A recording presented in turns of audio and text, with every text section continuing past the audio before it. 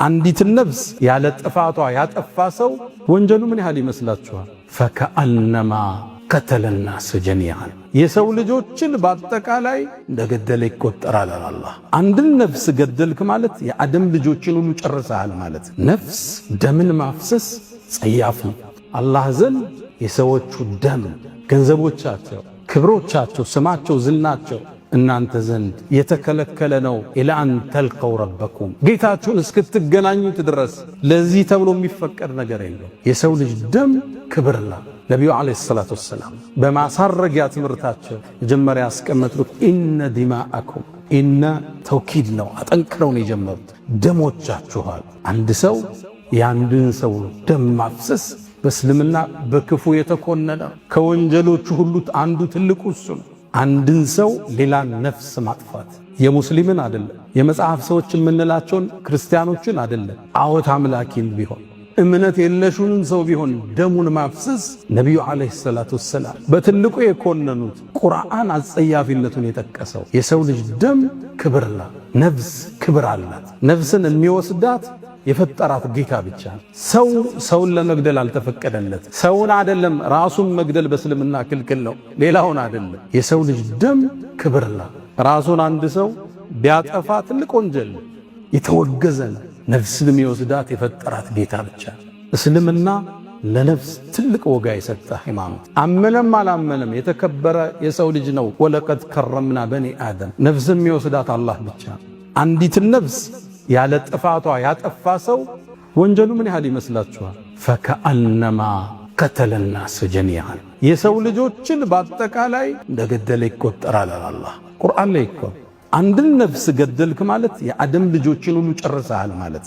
የሰው ልጆች በታሪካም ከ100 እስከ 117 ቢሊየን ህዝብ ምድርን ኑሮ ተሻግሯል ይባላል ጥናቱ። አሁን ምድር ላይ 8.3 ቢሊየን ህዝብ ይኖራል። ለወደፊትም ከዚህ በላይ ቁጥር ይመጣል። አንድ ነፍስ የገደለ ሰው ይሄን ሁሉ ፍጥረት እንደጨረሰ ይቆጠራል። የሰው ልጅ ደም ክብር ነው።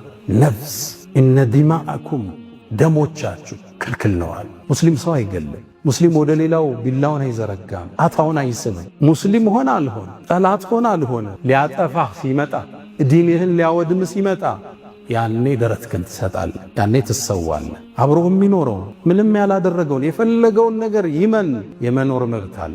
ደሙን ልታፈሰው አልተፈቀደልህ። ደም ማፍሰስ ጸያፍ ነው፣ ትልቅ ወንጀል። የሰው ልጅ ደም ክብር ነው። እስልምና የአንድን ሰው ነፍስ በሁሉም ሰው ነፍስን የመዘነው። ወመን አሕያ አለ ሕያው ያደረጋት አንዲትን ነፍስ የሰው ልጅ ሁሉ ሕያው እንዳረገ ይቆጠራል። አንድ ጎረቤት ታሞ አግኝተኸው አሳክመኸው ሕይወት ዘርተህበት ማለት የሰው ልጆችን ሁሉ ሕያው እንዳረግ ይቆጠራል። የሰው ልጅ ደም ክብር ነው። ነፍስ ደምን ማፍሰስ ጸያፍ ነው። ሁሌ ላይ ይገርመኛል። ደም ለምን ቀይና ወፍራም ሆነ? እንድትጸየፈው እኮ አይደለም። የሰው ደም የሌላ ደምን እንኳን እንድትሸሸው የመጀመሪያ የነቢዩ አደራ ኢነ ዲማአኩም ደሞቻችሁ የአንድን ወንድን ደም ማፍሰስ አይደለም። ሙስሊም አይደለም፣ የመጽሐፍ ሰዎች የክርስቲያን አይደለም ቀርቶ ጣዖት አምላክ ይሁን ልትገለው አልተፈቀደልህ። ትጠራዋለህ ወደ ዲንህ፣ ከተቀበለ መልካም፣ ካልተቀበለ ለኩም ዲኑኩም ወሊየ ዲን። እኔም መንገድ አለኝ፣ አንተም መንገድ አለ። የሰው ልጅ ደም ክብር ነው። ኢነ ዲማአኩም ልብ በሉት፣ አስምሩበት። ደሞቻችሁ ወአምዋለኩም ገንዘቦቻችሁ። አንዱ የአንዱን ገንዘብ ሊወስድለት አልተፈቀደም። ሊያጭበረብረው ዕዳ ወስዶ ሊጠፋ አልተፈቀደለት። ወአዕራደኩም ክብራችሁ የሰው ክብር አሁን በሶሻል ሚዲያው ዘመን የለም አይደል? በማህበራዊ ሚዲያው ዘመን ሁሉም ሰው የሚብጠለጠልበት ነው አይደል? የሀገር መሪ ይብጠለጠላል፣ የሃይማኖት መሪ ይብጠለጠላል፣ ትላልቅ ሰው ይብጠለጠላል። ሁሉ ቤተችበት ዘመን ነው። ወአዕራደኩም ክብሮቻችሁ የሰውን ክብር ልትነካው አይገባም። መልእክትን ታስተላልፋለህ እንጂ ዋሽተህ ስሙን አታጠፋው። ሙስሊም እንኳን ባይሆን ክብሩን ልትነካው አልተፈቀደልህ። የሰው ልጅ ደም ክብር ነው።